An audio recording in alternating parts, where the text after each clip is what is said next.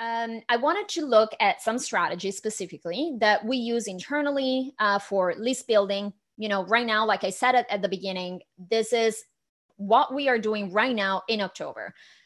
We work exclusively with e-commerce, so we don't do much, lead gen for other type of businesses. But we love pop-ups. We love pop-ups when they're used strategically. And usually, the reason, kind of the way that you can use a pop-up is or better said, the objective is really to increase subscribers, right? And so to get more audiences built for later retargeting on Facebook and for nurturing those emails and selling to them later on email. But you can also kind of improve. It's almost a CRO element. You can increase a conversion rates if you match your Facebook strategy with your email strategy. And I'll show you specifically how. All right. Before we dive into the specific strategies and tips that I have for you, I wanted to show you some data-backed facts about pop-up forms, because I was specifically surprised. These are all stats from Klaviyo, official from Klaviyo. And then we tested every single thing. And obviously, this is pretty much aligned with what Klaviyo says.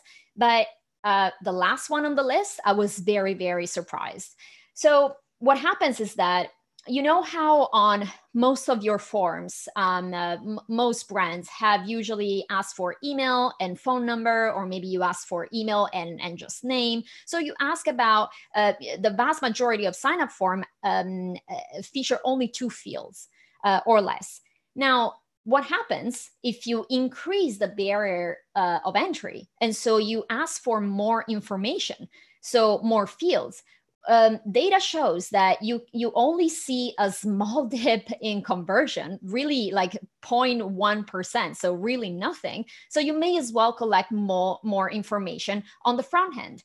That way you have everything that you need to segment your audience later on.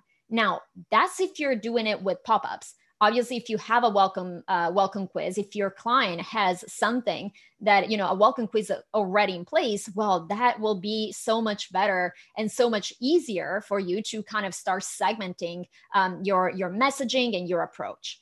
But just to give you an idea, well, most of us know that sign up forms have better submission rate on mobile. And we also know that a very good conversion rate is usually submission rate is between 3% and 6%. Now, let's look at tip number 1, strategy number 1. I'm not sure, and I'm curious to know if anybody in the comments, I don't even know, Brandon, do we have comments on this live? If anybody has used new multi-step pop-ups on Klaviyo. So we do have it. Mm-hmm. We do have chat. Okay. It's been a little quiet in there. There have been a couple questions. This is being recorded. So that was one of the main questions. Everyone's like, can I record this? By the way, this is incredible, the amount of research and effort you've put into this presentation. Thank you so much for that. I have not tried it in Klaviyo. What have you seen there so far? Well, this is kind of new. I would say we started seeing multi-step pop-ups about maybe like a month and a half ago. And obviously we started testing them right away, then depending on the account. But basically what this does is, we have this data that I mentioned that, we can technically ask for more information. We can ask the customer for more information without a big dip in conversions. But, with this multi-step, we know that, you, Brandon, you do it a lot in lead gen, when we have forms and when we have, a form that we want to break the form in 2, right?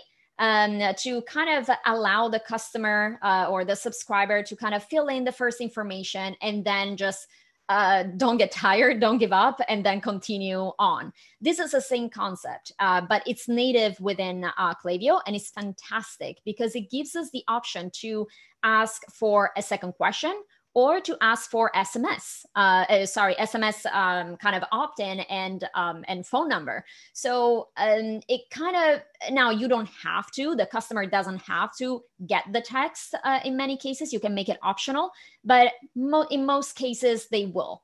And so this is an incredible thing that you can do right now during the month of October to build those audiences, because you know that you want, some people may give email, some people may give text message. You want to have more more options, right, at your disposal, and you want to build your lists. So some people may be more responsive on email, and some people may be more responsive on text.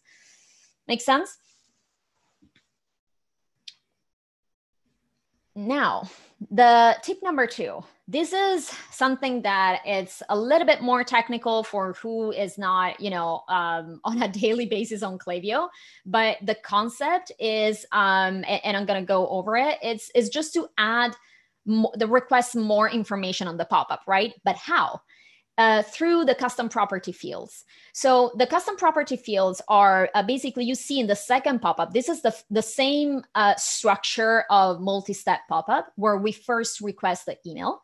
But in the second one, we request, hey, what's your birthday? You gave us your email. We want to, give you another, celebrate you on that special day.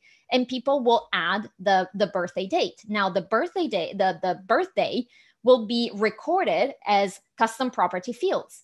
And you will be able to create segments, to trigger flows, to do all kind of things for segmentation, which is, it helps enrich your profile on the front end once you have the customer's attention, the subscriber attention, to get that information and then send them something that they will most likely open because it speaks to them, right? So that's a direct, we used to do it in the past, but now more than ever, I think it's very, using segmentation and something that customization of the message, it's so important to kind of free up those open rates, right? And make sure that people actually are opening our emails. Otherwise, your emails are not going to get to your inboxes, and all of a sudden you're dealing with chronic unengagement, right?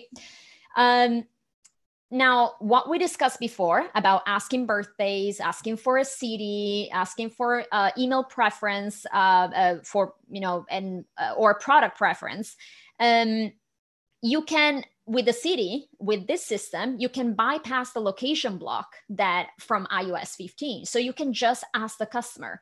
And that's something that you can use not only in pop-ups, but in email campaigns as well. You can have an email campaign where you have a specific call to action for people to record, their birthday, their product preference, or something like that.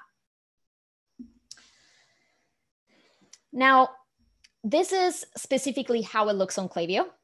So just to, sometimes I know it's technical, but this is where a lot of people get lost.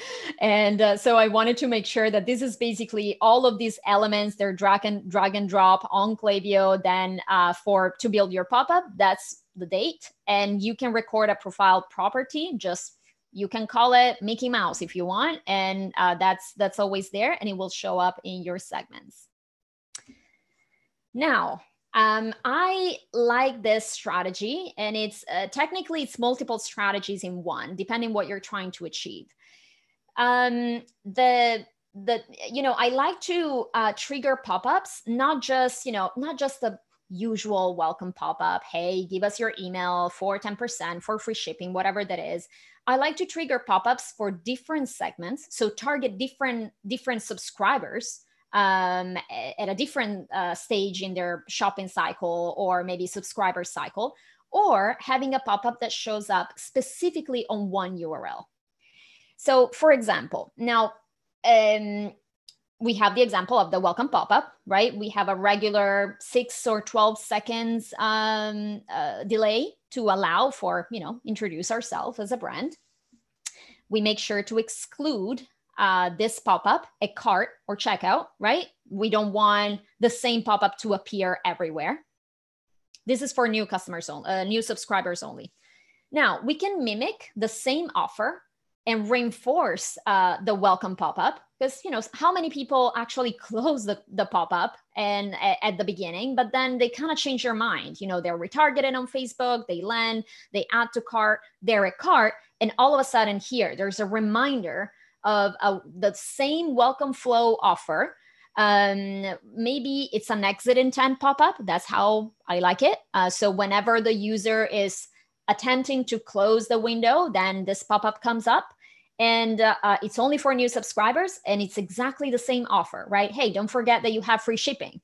And that, bam, converts right away. So this is the kind of case where, this pop-up helps with signups and with conversion rates.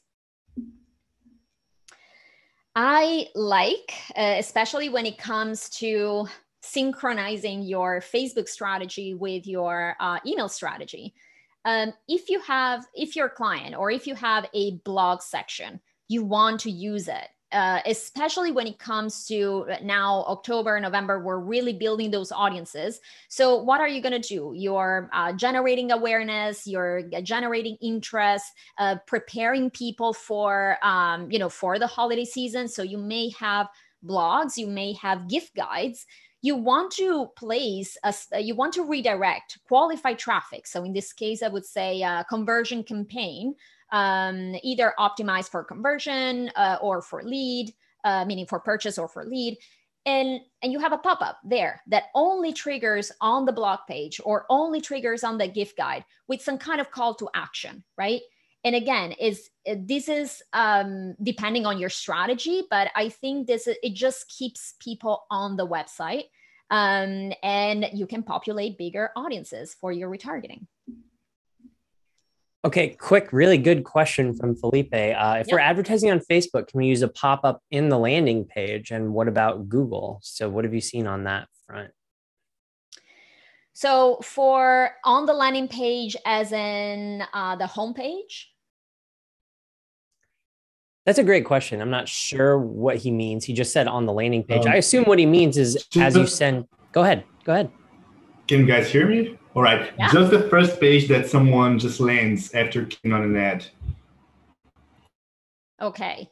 So that's why it really depends what's your optimization and what's your strategy overall. Because if you're having a campaign, whether it's, usually it's a Facebook campaign, it's a prospecting campaign or a retargeting campaign that is optimized per lead or optimized per conversion, but your ultimate goal is to acquire that email. For that, I will use maybe an embedded form. So it's literally you redirect people to a page where the only thing that they can do is sign up, right? This is something that we do often. If you have, let's say, a mini funnel or a portion of your budget dedicated to generating leads, right? Generating emails. If that's not your strategy and you kind of, we are stuck in that situation where the client doesn't want to do it. We have to still perform and do, and run conversion campaigns and generate sales even in October. Then what do?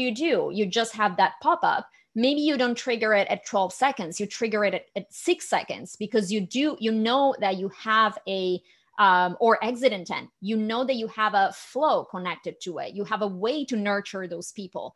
And so in that way, you make sure that you collect that email, right, during this time. Make sense? Yeah. So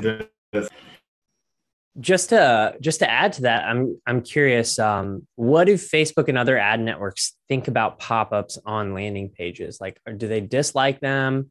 What have you seen about this? I think I've read some stuff that, you want to avoid it right away. Definitely. Totally. That's a very good question. Actually, that's why we never fire a pop-up right at loading. We never do it just because it's a poor, actually Facebook, I haven't seen it in maybe a year, but Facebook used to appear, I don't know if it has ever happened to you, right in Ads Manager, it kind of flagged something with poor ad experience when a pop-up appeared all of a sudden, right away at loading. And so now Facebook doesn't flag it that way, but I'm sure they don't like a pop-up that and it's just not a good idea to fire it right away. So again, depending what's your strategy, what's on your pop-up, what kind of education you have around the pop-up, and if there's a flow connected to it that can help kind of put a little bit more context, right, to that action, then and create awareness around the brand, then I would say 6 to 12 seconds is kind of the sweet spot that we A/B tested extensively for the welcome one. But then for anything that is, not, you don't want to have pop-ups everywhere. That's why you want to be very good with exclusions, making sure that, you target specific segments, right? This is a little bit advanced, but you want to make sure that that you also have, an exit intent pop-up. So it doesn't load right away, but it's just as soon as they're not ready, they were about to leave anyway. So you want to capture them again. All right. And thank you for that, Brandon, because that's something that, it's the smallest detail, but that can change how a Facebook campaign bombs or versus you're getting, great quality of leads. And it's also about the cost per lead. Yes, you don't want the lowest cost per lead. You want also a good quality of people. So sometimes you want to wait a little bit longer to collect that email. This is something that I really like. So it's a little bit more advanced and really depends if you do have a quiz, like a welcome quiz. It usually happens with, beauty products, hair products, when you want hats, when you want to ask about specific, how do they use or pick the right product for you, right? They have a welcome quiz. And if the client already has it in place, what happens? Let's say using Typeform, right? Then Typeform has the integration with Klaviyo so that every quiz result, every quiz result will create a custom property. So you will be able to select, for example, create a segment based on people that, in this example that I have here, outdoor hats. We have a client that sells hats. It's a big manufacturer of hats. And we have to distinguish people that like, they use hats for fashion or use hats for sun protection. And so, and obviously a lot of things in between. But that way, if they use hats for sun protection, once we, these people are on the website, then we can trigger and we can target them with an exit intent pop-up. They're about to exit and all of a sudden they see a pop-up that says, so after they've been on the website for a while, that says, hey, we suggest a few of these hats, they may be for you. And these are outdoor hats that are compatible with their selection in the quiz, right? So it kind of speaks to them. And this is the final one. This is not a huge one, but it's something that I have in place usually during the holiday season. Now, all of these, you don't want to have all of these pop-ups at the same time normally, but because we are going into a high level of traffic, traffic volume, right? We're going to send a lot of paid traffic to those pages. We want to be able to kind of send different messaging, and you can A/B test them. You can have, one pop-up for a couple of weeks and then another one for another couple of weeks. You can just change a few things here and there. But in this one, for example, you can make sure that and there's a function right there when you create the pop-up in sign-up forms on Klaviyo. You can decide to show the pop-up just to people in your win-back segment. So people that have kind of lapsed customers, right? Or people that are current customers that haven't shopped in a while. What works well with that? New products. Hey, we have a new product, new arrivals. Or here's the holiday gift guide. Start prepping and see what you want to give your family and friends. So this is kind of an example. Obviously, this summer proof is not for the holidays, but it's something similar that we have for a client, and we're gonna have something similar that reflects reflects the season. But here we have a launch, so this can target somebody in the among our customers. Hey, we have a new product, or hey, we have a new line, right? The new aftercare products for hair, right? Now, here are some bonus tips. And I'm curious to see really, because I think that a lot of you are really Facebook or media buyers or Facebook advertisers and work a lot with Facebook and Google. So are you doing this already? Specifically, something that I do is syncing, obviously, my Facebook strategy with whatever I'm doing on email.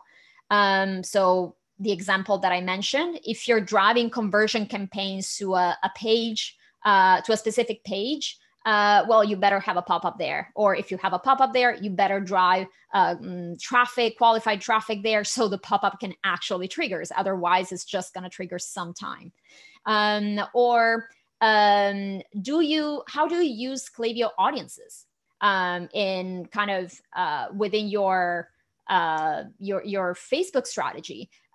We tend, we used to have them separately. Now we do a little bit of a Frankenstein. So we layer the same Klaviyo audience with its kind of a parallel audience, pixel audience in the same ad set, so that we know that whatever, let's say people that have added to cart and, more than twice in the last 180 days or in the last 90 days, well, we have the same Klaviyo audience and we stack them together in the same ad set to make sure that we kind of maximize our targeting. That so far, A/B tested with or without, has been working a lot better with Klaviyo audiences stacked. So curious to see if anybody does that. And finally, to kind of prepare for the holiday season, it takes a while to create a whole email strategy. So I think that, it's important because we're going to start having, more holiday products. Some brands launch new products. Some brands launch, have specific offers. It's good to start creating new email variations with holiday content for the existing flows. So the way that we do it, we take a look at what flows actually generate the most amount of revenue, and how many people go currently in those flows. Well, we create a variation, so a 50% sample of that, to start testing ahead of time an email with holiday content to see, okay, how does that offer really work? And kind of exposing people to a different type of content, especially if we're talking about an abandoned cart flow or a post-purchase flow. That is something where customers usually and subscribers go through those flows multiple times. So you just want to avoid that they see the same content over and over. So just plan for different content variations for those flows. And Brandon, I'm curious to see if I wanted to open up the floor a little bit to any questions, because I know that email is usually a big topic. Yeah, absolutely. So any questions, guys, just type them in the chat or unmute yourself and pop on. I will say that I've noticed I'm not running, obviously, ads with Klaviyo audiences. If you know me, I'm really doing no eCom, mostly just lead generation and some coaching funnels. But what I have noticed is that no matter what audience I'm using for retargeting, that it's working better if I'm running conversion, or even to get it to deliver, period, if I'm combining all of my retargeting audiences together and simplifying my retargeting structures to the biggest retargeting audiences possible for myself. I found that's been what I can get performance out of consistently. So that's been my experience. I agree. That has been a little bit of a struggle for us because I agree. I've seen something similar. It's just not consistent. And the problem that, and it works for you perfectly well with lead gen. But I think that with e-commerce, sometimes the problem that we have is that, clearly we don't want to touch an ad set that is working well, right? We don't want to break what's working. The problem is that when you stack everything together, and sometimes you have a new audience to add, or something, a new targeting that you want to include, then you would have to either duplicate that ad set or add it to the existing stack, and that would kind of alter your performance and your momentum. So we've tested both, and we kind of keep going, I still don't have an answer to that. We're still in between the strategies, depending. For some clients, we're using a system where we have, we target all of the retargeting at middle of funnel. We have all the 30, retargeting 30 days, retargeting 90 days, and customers, right? And those are the three big kind of segments, ad sets, stacks at retargeting. And sometimes we still have, let's say top 25 based on time on site, and we have it alone. It really, I guess it depends on the size of the audience and what kind of volumes you get on your website. If you get low volumes, it makes sense to kind of stack everything.